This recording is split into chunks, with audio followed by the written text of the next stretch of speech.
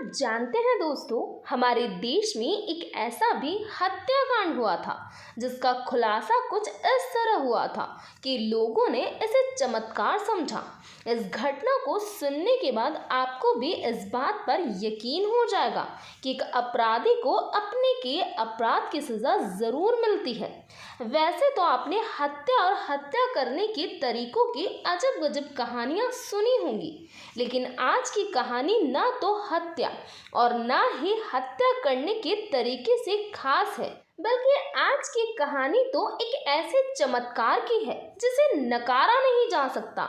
लोग भूत प्रेत के नाम से काफी डरते हैं, मगर जब आप इस घटना में इस भूत की कहानी सुनेंगे तो आपको भूतों का इस दुनिया में होना अच्छा लगने लगेगा। आज की कहानी एक ऐसे बच्चे की है जिसने अपनी 3 साल की जिंदगी में सबसे ज्यादा प्रेम और भरोसा जिस शख्स पर किया, उसी ने उसे धोखा दे दिया। लेकिन इस बच्चे ने अपने कातिल से जो बदला लिया वो वाकई ही काबिले तारीफ था। इस कहानी की शुरुआत कैसे हुई और इस कहानी का अंत एक हत्या तक कैसे पहुंचा, जानेंगे सब कुछ इस वीडियो में विस्तार से। मगर घटना की सच्चाई जानने के लिए वीडियो को ज़रा सा भी स्किप ना करें। वाल आपने अभी तक मेरे इस चैनल को सब्सक्राइब नहीं किया तो सबसे पहले चैनल को सब्सक्राइब कर ले। तो चलिए दोस्तों, अब कहानी को शुरू करते हैं। आज की कहानी की शुरुआत हुई थी मध्य प्रदेश के शहर ग्वालियर से। इसे ग्वालियर में थाटेपुर थाना इलाका है और आज की वारदात भी इसी इलाके की है। कहानी की शुरुआत हुई थी साल 2017 में, जब सिपाही ध्यान सिंह की शादी ज्योति राठौड़ नाम की लड़की से हुई थी। ध्यान सिंह मध्य प्रदेश के पुलिस डिपार्टमेंट में बतौर सिपाही के पद पर तैनात है। साल 2023 तक इनके परिवार में इनकी पत्नी ज्योति के अलावा 2 बच्चे थे, जिनमें बड़ा बेटा 5 साल का था और स्कूल में पढ़ाई कर रहा था, जबकि छोटा बेटा जतिन राठौड़ 3 साल का था, जो कि घर में अपनी मां के साथ रहता था। ध्यान सिंह दिन भर अपनी ड्यूटी पर रहते थे और घर में ज्योति दिन भर अकेले रहती थी। इसीलिए ज्योति ने पति से कहकर घर के निचले हिस्से में प्लास्टिक के सामान की दुकान खुलवा ली। इस दुकान को खोले हुए लगभग 2 साल का समय बीत चुका था, मगर ना जाने क्यों ज्योति अचानक से इस दुकान को बंद करने की जिद करने लगी।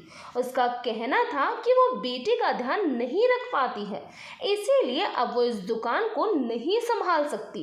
सिपाही ध्यान सिंह ने दुकान को बंद करने के लिए हामी तो भर दी थी, परंतु उनका कहना था पहले जो सामान दुकान में मौजूद है वो बिक जाए, फिर वो इस दुकान को बंद कर देंगे। ये बात साल 2023 के अप्रैल महीने की है। बात है 28 अप्रैल की सुबह लगभग 11 बजे का समय रहा होगा। ध्यान सिंह अपनी ड्यूटी के लिए निकल चुके थे। बड़ा बेटा स्कूल जा चुका था। ज्योति राठौड़ अपने घर के काम निपटा कर दुकान को खोलने में जुटी हुई थी। तभी अचानक से छत के ऊपर से एक आवाज़ सुनाई देती है। ये आवाज़ किसी वस्तु के ऊपर से नीचे गिरने की थी।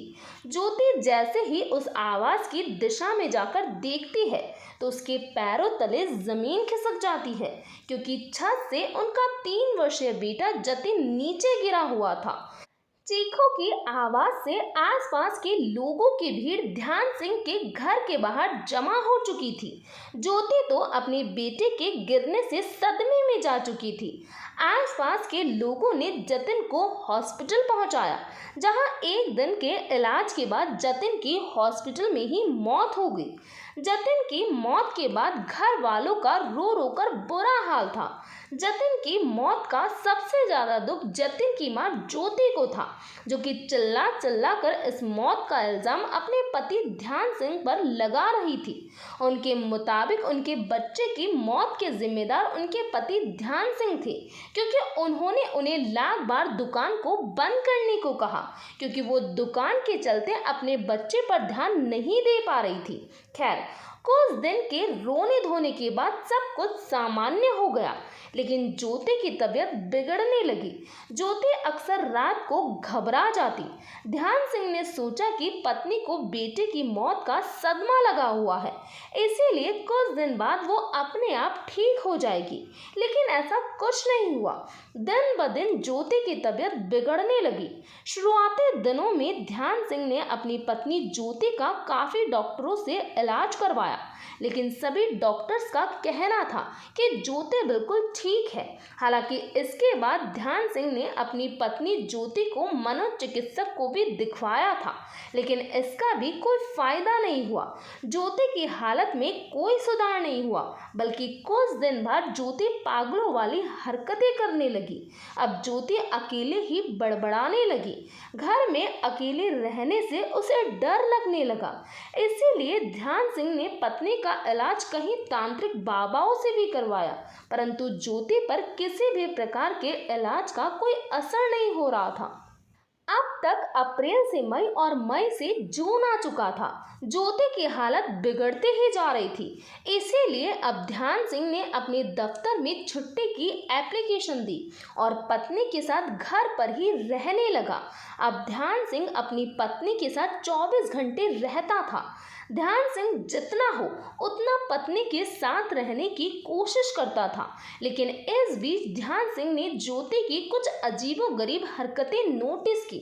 और ये हरकतें कुछ ऐसी थी कि ज्योति मानो अपने बेटे जतिन से बातें कर रही है। देखने से ऐसा लग रहा था कि जतिन ज्योति को दिखाई दे रहा हो। यहाँ तक तो सब ठीक था, लेकिन ज्योति अपने बेटे से बात करते वक्त काफ़ी डरी और सहमी हुई लगती थी।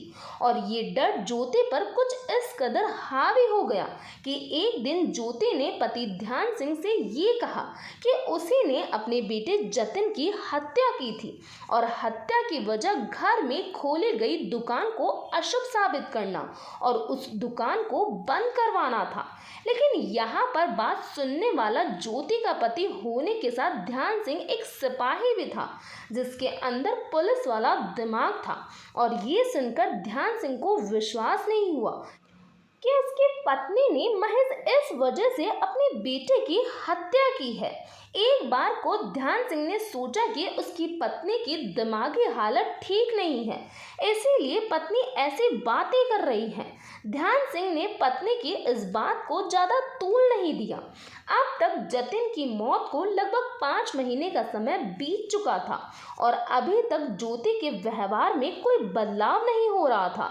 जतिन की मौत से लेकर सितंबर महीने तक ज्योति ने कई बार इस बात को स्वीकार किया कि उसी ने अपने बेटे को छत से धक्का दिया था, लेकिन इस हत्या का कारण ज्योति हमेशा अलग अलग बताया करती थी।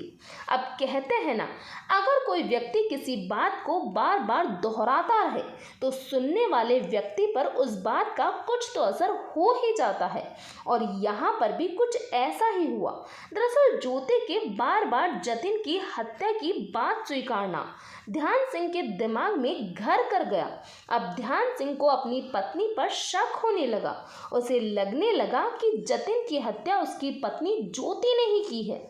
इधर जतिन की मौत के बाद से ही ध्यान सिंह ने अपने दफ्तर से छुट्टी ले रखी थी, इसीलिए वो घर ही रहते थे। इस बीच उन्होंने एक और बात नोटिस की कि पड़ोस में रहने वाला अक्षय उसकी पत्नी ज्योति को लेकर काफ़ी गंभीर है। वो हर तीसरे दिन ज्योति का हाल चाल पूछने ज्योति के घर आ जाता था।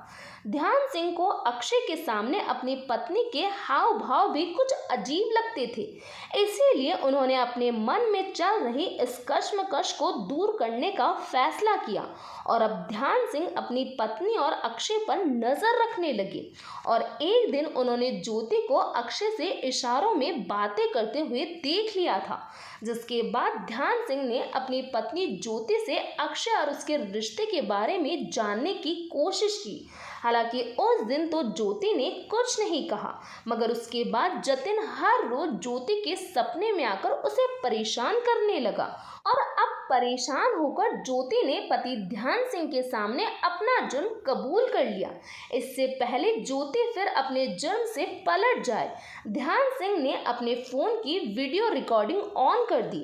ज्योति ने बताया कि उसका और अक्षय का पिछले 1 साल से प्रेम प्रसंग चल रहा था, लेकिन 28 अप्रैल को बेटे जतिन ने उन दोनों को आपत्तिजनक हालत में देख लिया, जिसके बाद ज्योति को इस बात का डर सताने लगा कि जतिन अपने पिता को उसके बारे में सब कुछ बता देगा। इसीलिए 28 अप्रैल को अक्षय और ज्योति ने मिलकर जतिन को धक्का दे दिया था, जिससे जतिन की मौत हो गई। ज्योति ने जतिन की हत्या के बाद इसे हादसा बताने की काफ़ी कोशिश की, लेकिन जतिन की हत्या के बाद से हर दिन जतिन ज्योति के सपने में दिखाई देने लगा और उसे अपनी हत्या का जिम्मेदार बताने लगा। जब तक ज्योति ने अपना जुर्म पुलिस के सामने कबूल नहीं किया, तब तक जतिन की आत्मा ने ज्योति का पीछा नहीं छोड़ा। फिलहाल ज्योति और अक्षय जेल की सलाखों के पीछे बैठकर अपनी सजा का इंतजार कर रहे हैं। तो ये था पूरा मामला। इस घटना के बारे में आपका क्या कहना है, प्लीज़ कमेंट बॉक्स में बताइए। तो आज के लिए इतना ही।